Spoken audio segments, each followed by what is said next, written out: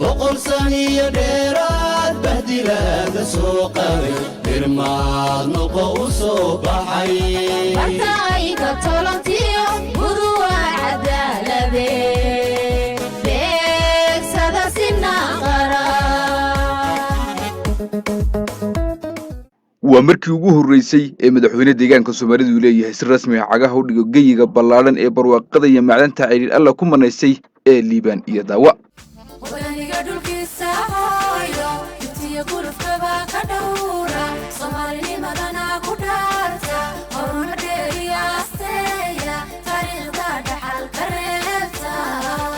gobolada Liibaan iyo Daawa muddo badan ayay sugayeen madaxweyne cagaha soo dhigay geyigooda balse midani waxay u noqotay taariikh cusub oo ay muddo dheer u soo samreen madaxweyne ku soo dhaw ummadaadii dhibka ay soo martay maanta uga caafimaadayso imaatinka dawladda deegaankeennii dhammaa oo gobolka maanta noo joogtaan wixii geeriya aan soo marray ama wixii dhaawaca ama wixii agoon ah dhibaatada aan soo marray dadii duunya aan ku soo marray dagaalkii aan ku soo marray waxaan uga caafimaadaynaa imaatinkiina aan ku caafimaadaynaa inay gurdhaamo la soo arkaan aan wada lahayn oo dhibaato badan qabtay u baahneen madaxdeeda sharafta leh inay aragto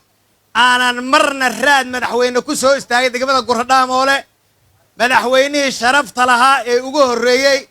isagii xukuumaddiisaba soo qaaday dhibka iyo dheefta jirta magaalada gurdhaamoole maanta nagala qayb qaadanayo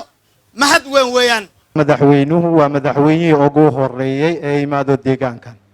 taas aad baan ugu mahad celinaynaa madaxweyne Mustafa socdaalkan wuxuu ku xaqiijiyay xaaladda nololeed midda dhaqaale ee shacabka gobolada alla ku manaysay kheyraadka dihin ee dahabka iyo wabiyada dhagax dhiga mashaariico ay ku baxayso malaayiin lacag ah jidadka iyo waxbarashadu waxay ahaayeen kuwa ugu badan ee qorshaha koobaad ugu jira xukuumadda marka la eego goboladan socdaalka uu ku mariyay madaxweyne Mustafa xaqiijinta midnimada wadajirka iyo walaalnimada shacabka Soomaaliyeed maamuuska iyo dib u xasuusashada halgamadii shacabka iyo mujaahidiintii ku shahiiday magaca Soomaalinimo waxay ahayd mid socdaalkan ka dhex muuqatay waxaan la hadlayaa waa dhalinyarada odayaashu way garanayaan ahmiyadda Soomaalinimadu leedahay tafaraaruq dhibaatadu leeyahay way garanayaan iyagu waa dadkii halgamada ku soo jiray waa abayaasheen kama aqli badin way fahmayaan laakiin dhalinyarada raba inay fahmaan oo ay ogaadaan oo aan fikir Soomaalinimo ku midowno oo gudaheena aan si adag u xisaabtanno dhinaca cadaaladda ee dhinac walba dalka 100 milyan ka badan Itoobiya ku jirno inaan xaqeena inagoo hal cod ku doonano iyada oo magacooda lagu xusayay wax jiilka dambe ay ku xasuustaan oo ay kamid ahayd dugsiyada waxbarashada oo loogu magac dareeyay inaan xusno taariikhdeena iyo geesiyaasheena oo baahna inaan social media ka carartano waxay u baahan tahay inaan si dhaba dadkii naftooda u horay aynu u maamusno si generationada dambe iyo jiilasha dambe ay ugu daydaan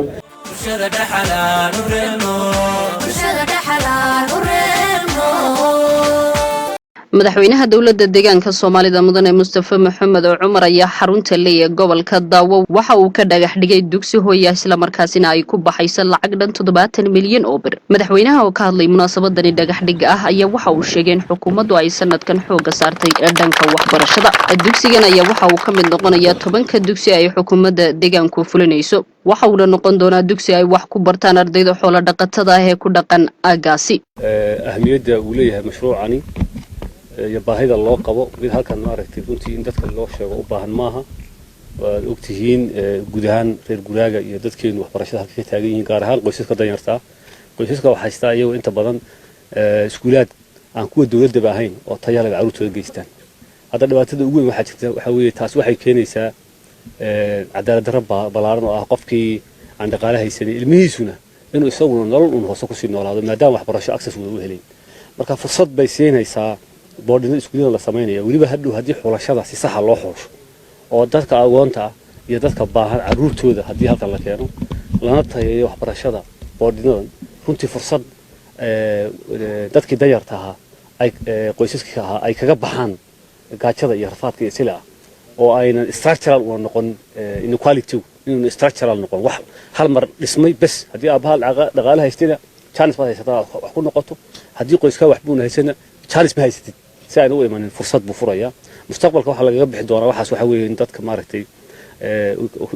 economic opportunity فربنا الله أبوره إن دقاله سكر الله وذا قاضو social stratum هو صار نكر الله قاضو لما أنتو ودت كر وذا كعان كوا دقاله هلان يا لجنب حيا لكن أنت تلا جاريو وقيب كم إذا safety net كإن سبيه وبهان إن عه برشة يقوليس مساكين تعالوا سمينيو بودن إسكوده هذا لا سمينيا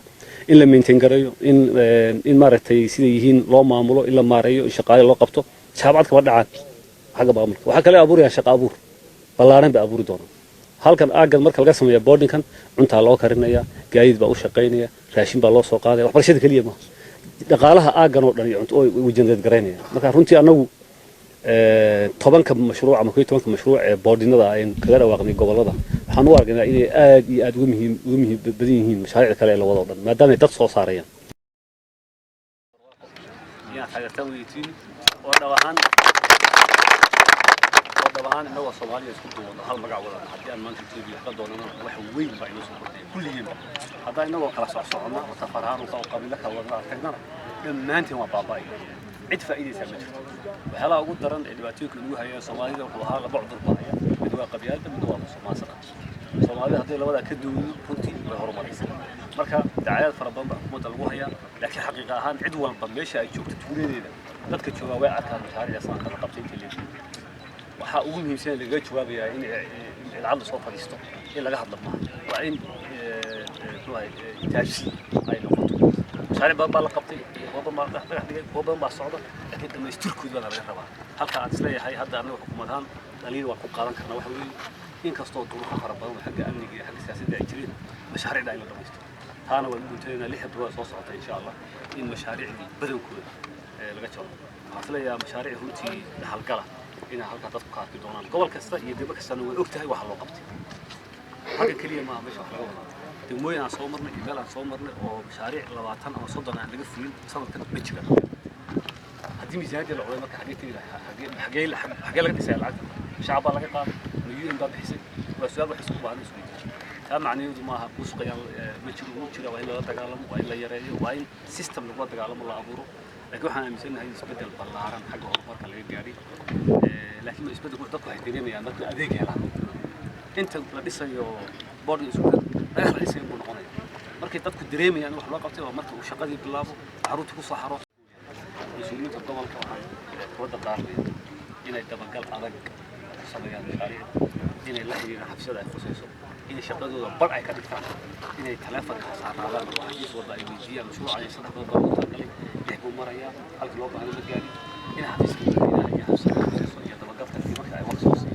أنا وحقا كسر هنا وحي زيادة وبعد مجادة وديارين هنا وهي وباهن شغالة كباستي لو تبقى لك الغرب وصمينا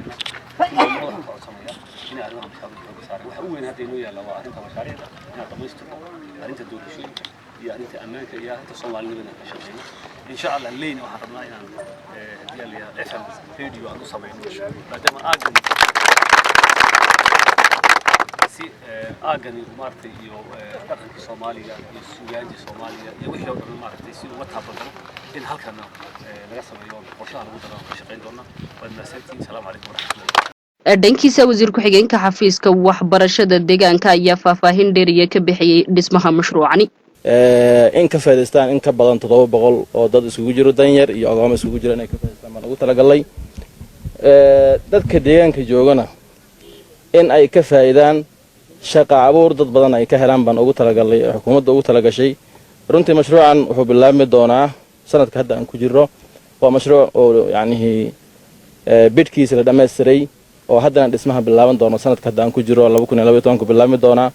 wuxuuna dhammaan doonaa hadduu alla yiraahdo 2013 ayuu dhammaan doonaa waa mashruuc weyn waxaana ku bixi doonto lacag 70 milyan ka badan baa ku bixi doonta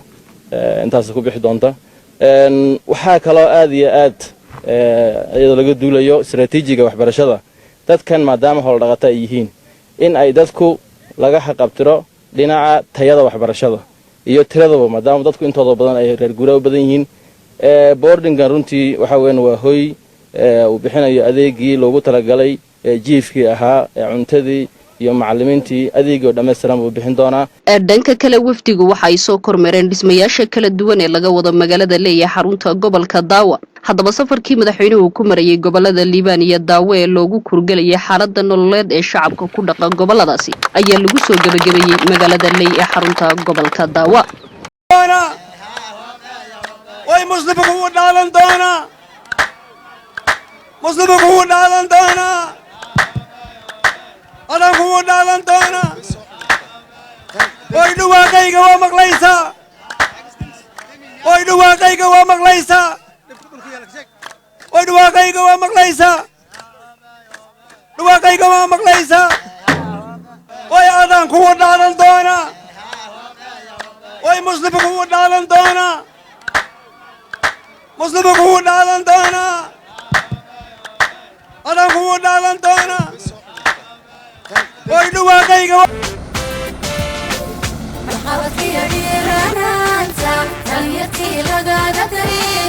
midibka nabadana adkaysa dhammaanteen intaan ahano bulshada dhaxalaan u helno